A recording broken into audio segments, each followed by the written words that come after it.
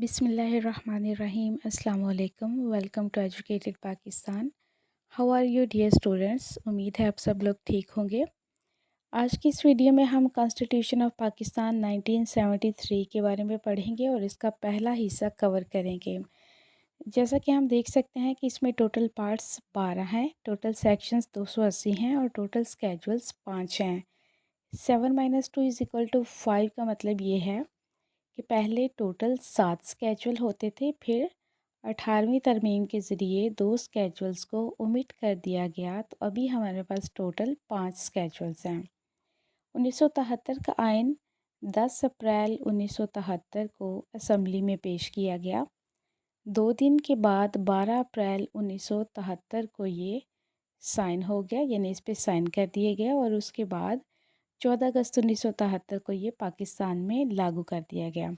اب اس میں 14 اگست کی تاریخ آپ یاد رکھ سکتے ہیں کہ اسی دن ہمارا ملک آزاد ہوا تھا، اور 14 اگست 1973 کو 1973 کا آئین جو ہے وہ لاگو کر دیا گیا تھا۔ پارٹ نمبر 1 ہے ہمارے پاس انٹروڈکشن، جس میں 6 آرٹیکلز ہیں، یعنی یہ ہمارا انٹروڈکٹری پارٹ ہے۔ اس کے بارے میں ہم باری باری پڑھیں گے کہ کون کون سے آرٹیکلز ہیں اور ان میں کون کون سی باتیں بتائی گئی ہیں۔ Article number 1، republic and its territories, جمہوریہ اور اس کے علاقہ جات، یعنی یہ پاکستان کی بات ہو رہی ہے، پاکستان کو جمہوریہ کہا گیا ہے اور اس کے علاقوں کی بات ہو رہی ہے۔ اب چونکہ پاکستان میں 4 صوبے ہیں، پنجاب، سندھ، بلوچستان اور خیبر پختونخوا، اور اس کے علاوہ گلگت بلتستان کو بھی ایڈمنسٹریشن پاور دی گئی ہے، لیکن وہ صوبہ جو ہے کنسیڈر نہیں ہوتا۔ صوبے ہمارے 4 ہی ہیں، اس کے بعد بس اس کے پاس تھوڑی سی ایڈمنسٹریشن پاور ہے۔ 25th امینڈمنٹ ہوئی ہے اور اس میں فاٹا کو KPK میں مرج کر دیا گیا، ضم کر دیا گیا، اور آرٹیکل نمبر 1 میں یہ امینڈمنٹ کی گئی تھی، جس میں فاٹا اور KPK دونوں اکٹھے کر دیے گئے۔ آرٹیکل نمبر 2، اسلام ایز اسٹیٹ ریلیجن، ملک کا آئین اسلام کو ریاست کا سرکاری مذہب قرار دیتا ہے، یعنی آرٹیکل 2 کے تحت جو ہمارے پاکستان کا سرکاری مذہب ہے وہ اسلام ہے۔ اب دیکھیں ڈیئر اسٹوڈنٹس، مذہب تو اور بھی بہت سارے ہیں ہمارے ملک میں، لیکن چونکہ پاکستان اللہ تعالیٰ کے نام پر، اسلام کے نام پر حاصل کیا گیا تھا، اس لیے ہمارا سرکاری مذہب بھی اسلام ہی ہے۔ دیکھیں مثال کے طور پر، جیسے پاکستان میں بہت سی زبانیں بولی جاتی ہیں، لیکن صرف قومی زبان جو ہے وہ اردو ہی ہے۔ اب 2A ہے آبجیکٹیو ریزولوشن سبسٹینٹیو پروویژن، آئین کا ایک باقاعدہ اور قابل نفاذ حصہ۔ عدالتیں اس کی بنیاد پر قوانین کو کل عدم قرار دے سکتی ہیں۔ مطلب یہ ہے کہ جو قرارداد مقاصد ہیں ہماری، اس کو آئین کا ایک باقاعدہ حصہ بنا دیا گیا ہے، باقاعدہ اس کا نفاذ کر دیا گیا، یعنی یہ نافذ کر دیا گیا ہے۔ اس کا مطلب یہ ہے کہ جو قرارداد مقاصد کو نہیں مانے گا، اس کا مطلب یہ ہے کہ وہ ڈائریکٹلی 1973 کے آئین کو ماننے سے انکار کر رہا ہے۔ تو جو اس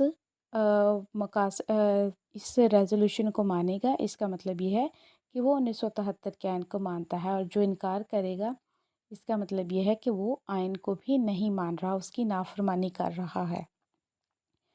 2B میں ہمارے پاس سپرمیسی آف قرآن اینڈ سنہ ہے، یعنی قرآن و سنت کی برتری ہے۔ ہمارے ملک میں ہر کام، ہر فیصلہ وہ قرآن و سنت کے مطابق ہوگا، اور اس میں صرف اللہ تعالیٰ کی حاکمیت ہے، یعنی حاکمیت اعلیٰ جو ہے وہ صرف اللہ تعالیٰ ہے۔ آرٹیکل نمبر 3 ہے ایلیمینیشن آف ایکسپلائٹیشن، یعنی استحصال کی تمام اقسام کا خاتمہ کر دیا گیا ہے۔ اس بنیادی اصول کی بتدریج تکمیل کی گئی ہے۔ اپنی صلاحیت کے مطابق کام کے مطابق معاوضہ، یعنی تمام لوگ برابر ہیں، کسی میں بھی کوئی فرق نہیں ہے۔ تمام انسان، تمام لوگ جو ہیں وہ اپنی صلاحیت کے مطابق کام کر سکتے ہیں، ان کو یہ حق حاصل ہے، اور ان کو ان کے کام کے مطابق معاوضہ بھی ملے گا۔ Article number 4، right of individuals to be dealt with in accordance with law, قانون کا تحفظ حاصل کرنا اور قانون کے مطابق سلوک پانا ہر شہری کا ناقابل تنسیق حق ہے۔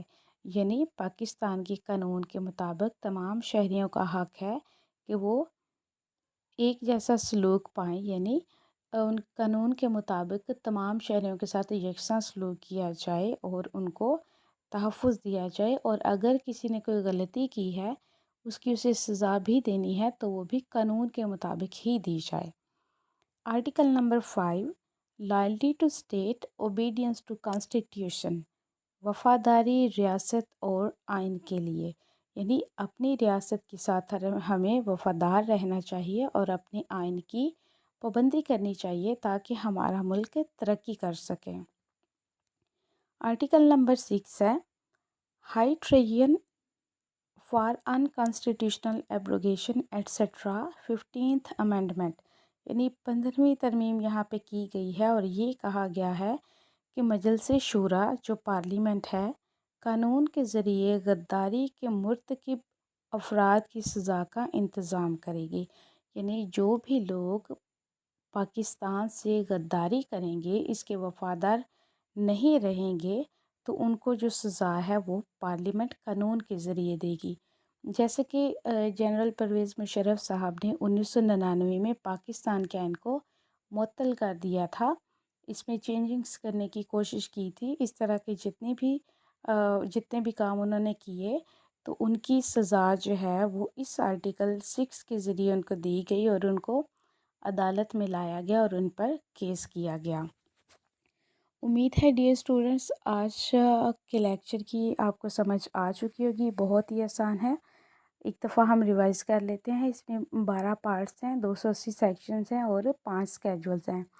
10 اپریل 1973 کو پاس ہوا، 12 اپریل 1973 کو سائن ہوا اور 14 اگست 1973 کو یہ پاکستان میں لاگو کر دیا گیا اور اس کے 6 آرٹیکلز ہیں۔